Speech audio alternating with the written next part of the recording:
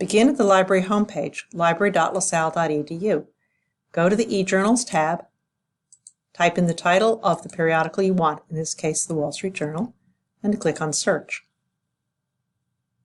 This will tell you what we own. We own the Wall Street Journal from 1984 to the present in ProQuest Central. Click on ProQuest Central. This brings you to the ProQuest Central Publication Information page. Click on Advanced Search.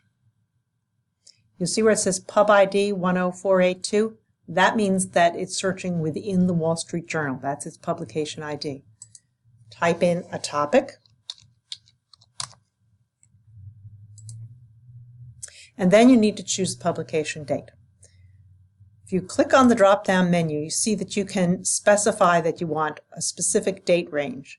You want to say after this date, and then choose the Sunday before, a week before the Monday that the assignment is due. So in this case, I'm going to choose July the 7th, 2019.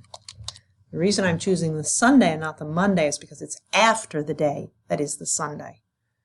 The other way that I can do it is to say I want a specific date range. At this way, I would have to choose the 8th, which is a Monday, and then July the 15th, which is another Monday, the Monday it would be due on, and then 2019, and then run the search.